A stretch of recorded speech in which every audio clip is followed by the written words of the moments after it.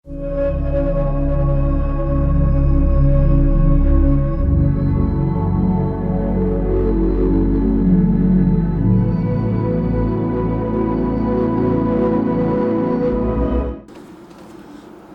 വീണ്ടും പുതിയൊരു വീഡിയോയിലേക്ക് സ്വാഗതം.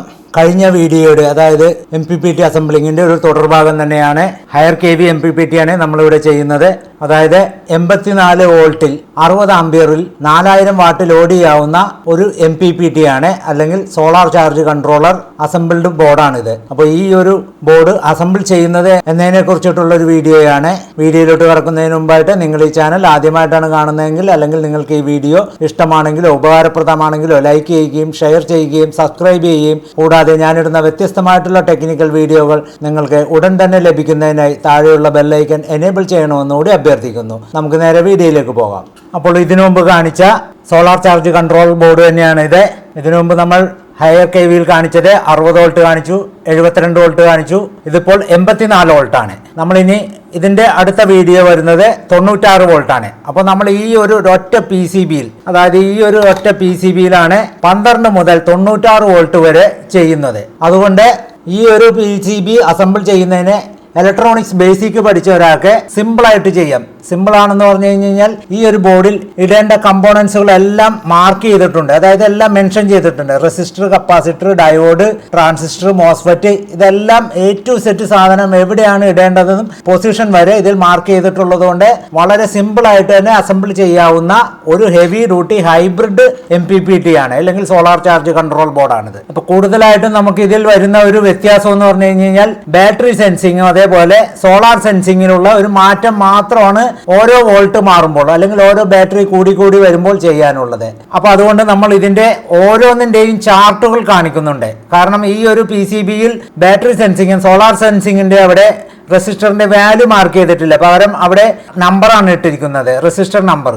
അത്രയും ഭാഗത്തെ ആ റെസിസ്റ്ററുകൾ ചാർട്ടിൽ പ്രിന്റ് ചെയ്ത് വെച്ചിരിക്കുകയാണ്. അപ്പോൾ നിങ്ങൾക്ക് വളരെ എളുപ്പത്തിൽ ഈ ചാർട്ട് നോക്കി വളരെ എളുപ്പത്തിൽ അസംബിൾ ചെയ്യാവുന്നതാണ്. ഇനി നമുക്ക് ഇതിന്റെ ചാർട്ട് ഒന്ന് നോക്കാം. PCB four heavy duty solar MPPT 84 volt 60 ampere. അപ്പൊ നമുക്ക് ഇതിൽ വ്യത്യാസം വരുന്ന ഭാഗമാണ് ഞാൻ പറയുന്നത്. ബാക്കി ഇതിനു മുമ്പുള്ള എല്ലാ വീഡിയോയിലും ഡീറ്റെയിൽഡ് ആയിട്ട് പറഞ്ഞിട്ടുണ്ട്. അപ്പോൾ ഹയർ KVയിലാണ് നമ്മൾ സ്റ്റാർട്ടിങ്ങിൽ മാത്രമാണ് ഇതിന്റെ ഫുൾ ഡീറ്റെയിൽ ഒന്നുകൂടി പറഞ്ഞിട്ടുള്ളത്. അതിനു മുന്നത്തെ സ്റ്റാർട്ടിംഗ് വീഡിയോ ആയ 12 വോൾട്ടിൽ വളരെ വിശദമായിട്ട് പറഞ്ഞതുകൊണ്ട് എന്തെങ്കിലും ഡൗട്ട് ഉണ്ടെങ്കിൽ നിങ്ങൾ അത് മുതൽ കാണുക. എന്നാൽ നിങ്ങൾക്ക് ഇതിന്റെ പൂർണ്ണമായിട്ടുള്ള സംശയങ്ങൾ മാറും. അപ്പോൾ ഓരോ ബാറ്ററിയുടെയും 12, 24, 36, 48 ഇങ്ങനെയുള്ള എല്ലാ വീഡിയോകളും കാണുകയാണെങ്കിൽ നിങ്ങൾക്ക് ഈസി ആയിട്ട് തന്നെ ഒരു സംശയമില്ലാണ്ട് വളരെ ചുരുങ്ങിയ ചെലവിൽ നിങ്ങൾക്ക് ഇത് ഉണ്ടാക്കിയെടുക്കാം. കാരണം ഇത്രയും വലിയൊരു MPPT വലിയൊരു കമ്പനിയുടെയൊക്കെ വാങ്ങുകയാണെങ്കിൽ നല്ലൊരു വിലയാണ് കൊടുക്കേണ്ടത്. അപ്പോൾ നിങ്ങളത് അസംബിൾ ചെയ്യണമെങ്കിൽ അതിന്റെ പകുതി വിലയേ വരുന്നുള്ളൂ. ലോങ് ലൈഫുമാണ്. കാരണം ഇത് പ്രൂവ് ചെയ്ത ഒരു ടെക്നോളജി ആയതുകൊണ്ട് ഇതിൽ നിന്നും ഒരു തരത്തിലുള്ള ആംബിയർ ലോസും വരുന്നില്ല. 3 കോയിൽ വഴിയാണ് നമ്മൾ ഇത് ചെയ്യുന്നത്. അപ്പോൾ നമുക്ക് ഇതിൽ വ്യത്യാസം വരുന്ന ഭാഗം SMPS ട്രാൻസ്ഫോമർ ആണ്. SMPS ട്രാൻസ്ഫോമർ 84 വോൾട്ടിന്റെ ആണ്. അതേപോലെ ഇതിന് മുന്നത്തെ വീഡിയോയിൽ പറഞ്ഞിട്ടുള്ള അതിൽ വ്യത്യസ്തമായിട്ട് വരുന്നത് SMPSന്റെ ഇവിടെ സെൻസ് ചെയ്യുന്ന ഒരു റെസിസ്റ്റർ ആണ്. അത് 82K ആണ്. ഇതിനു മുമ്പ് പറഞ്ഞത് 68K ആണ്. അപ്പോൾ അതിന് പകരം ഇവിടെ 88K വന്നിട്ടുണ്ട്. ആ സെയിം റെസിസ്റ്റർ തന്നെ ഈ ഭാഗത്ത് വരുന്നുണ്ട്. കാരണം കറണ്ട് സെൻസറിന്റെ ഭാഗത്ത് വരുന്നത് 82K 2 വാട്ട് തന്നെയാണ്. പിന്നെ നമുക്ക് ഇതിൽ ബാറ്ററി സെൻസിങ്ങും സോളാർ സെൻസിങ്ങും ഇവിടെ വരുന്നത് സോളാർ സെൻസിങ്ങിനായിട്ട് 2 റെസിസ്റ്റർ 470Kയും ബാറ്ററി സെൻസിങ്ങിന് 47Kയുമാണ്. അതേപോലെ LM358 സോളാർ സ്വിച്ചിങ്ങിലോട്ട് പോണ അവിടെയാണ് സോളാർ സെൻസിങ്ങും ബാറ്ററി സെൻസിങ്ങും വരുന്നത്. അപ്പോൾ അവിടെയും ബാറ്ററി സെൻസിങ്ങിനായിട്ട് 68K ആണ് ഇട്ടിരിക്കുന്നത്, സോളാർ സെൻസിങ്ങിനായിട്ട് 220K ആണ്. ബാക്കിയുള്ള കമ്പോണൻസുകളെല്ലാം സെയിം ആണ്. അപ്പോൾ വളരെ സിമ്പിൾ ആയിട്ട് അസംബിൾ ചെയ്യാവുന്ന ഒരു ബോർഡാണ്. നമുക്ക് ഇനി ഇതിന്റെ പാർട്സ് ലിസ്റ്റ് ഒന്ന് നോക്കാം. ഈ 84 വോൾട്ടിന്റെ പാർട്സ് ലിസ്റ്റ് ആണ് ഇത്. അപ്പോൾ നമുക്ക് ഇതിൽ വരുന്ന കമ്പോണൻസിന്റെ ഡീറ്റെയിൽസ് ഒന്ന് നോക്കാം.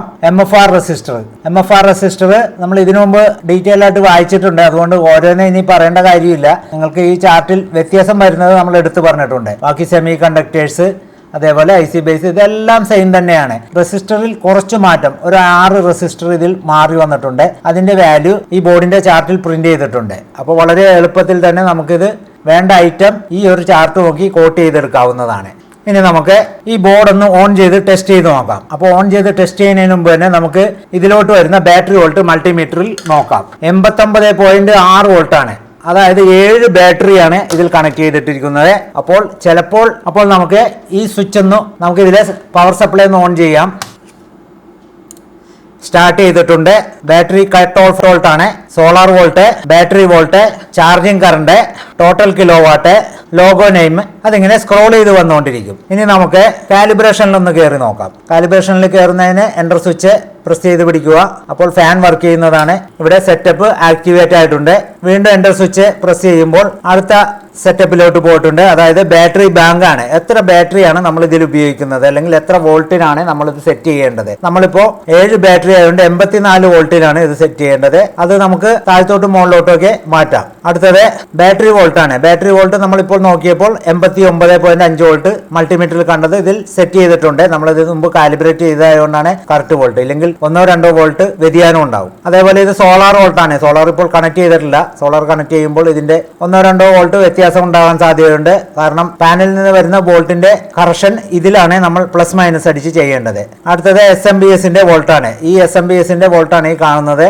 12 വോൾട്ടാണ്. 12 വോൾട്ട് മോസ്ഫെറ്റ് ഡ്രൈവ് ചെയ്യാനും അതേപോലെ 12 വോൾട്ട് റെഗുലേറ്റ് ചെയ്തിട്ട് മൈക്രോ കൺട്രോളർ ഡ്രൈവ് ചെയ്യാനുള്ളതാണ്. ആ ഒരു വോൾട്ടേജ് നമുക്ക് ഇവിടെ കാണാൻ വേണ്ടിയാണ്, അല്ലാണ്ട് ഇത് ചേഞ്ച് ചെയ്യാനല്ല. ഇതിന്റെ വോൾട്ടേജ് ഡ്രോപ്പ് ഉണ്ടെങ്കിൽ നമ്മൾ ഇത് ഇവിടെ കറക്റ്റ് ചെയ്യണം, ഇല്ലെങ്കിൽ ഇവിടെ ഫോൾട്ട് ഉണ്ടെന്ന് അർത്ഥം. അടുത്തത് S0 ആണ്. അപ്പോൾ S0 0.8 ആണ്. S0 എന്ന് പറഞ്ഞാൽ ഇതിനു മുമ്പ് ഞാൻ വിശദമായിട്ട് പറഞ്ഞിട്ടുണ്ടെങ്കിലും രാവിലത്തെ വെയിലിൽ ചെറിയ ആംപിയർ വരുമ്പോൾ ഡിസ്പ്ലേയിൽ ചിലപ്പോൾ ഒന്നും തന്നെ തെളിഞ്ഞില്ലെങ്കിൽ നമ്മൾ ഈ S0യുടെ വാല്യൂ മാറ്റി കൊടുത്താൽ മതി. അടുത്തത് എസ്പാൻ ആണ്. എസ്പാൻ അതേപോലെ തന്നെയാണ്. മൾട്ടിമീറ്ററിൽ അല്ലെങ്കിൽ ക്ലാമ്പ് മീറ്ററിൽ DC വരുന്ന ആംപിയർ എത്രയാണോ ആ ആംപിയർ ഈ ഡിസ്പ്ലേയിൽ വ്യത്യാസം ഉണ്ടെങ്കിൽ എസ്പാൻ വാല്യൂ ചേഞ്ച് ചെയ്ത് കൊടുത്തു കഴിഞ്ഞാൽ കറക്റ്റ് ചെയ്യാവുന്നതാണ്. അതേപോലെ ഈ കറണ്ട് സെലക്ഷൻ ആണ്. നമുക്ക് ഇതിൽ കിട്ടുന്നത് മാക്സിമം 60 ആംപിയർ ആണ്. അടുത്തത് ബാറ്ററി ഫ്ലച്ച്, അതായത് ഫുൾ ചാർജ് കട്ട് ഓഫ് ആണ്. 99.4 വോൾട്ടിലാണ് 7 ബാറ്ററി ഫുൾ ചാർജായി കട്ട് ഓഫ് ആവുന്നത്. അടുത്തത് VOC ആണ്. VOC നമുക്ക് ഇവിടെ 200 വോൾട്ടിന്റെ മോസ്ഫെറ്റും ഡയോഡുമാണ് ഇട്ടിരിക്കുന്നത്. അതുകൊണ്ട് നമ്മൾ 200 വോൾട്ടിൽ താഴെ നിർത്തുക. അടുത്തതായിട്ട് വരുന്നത്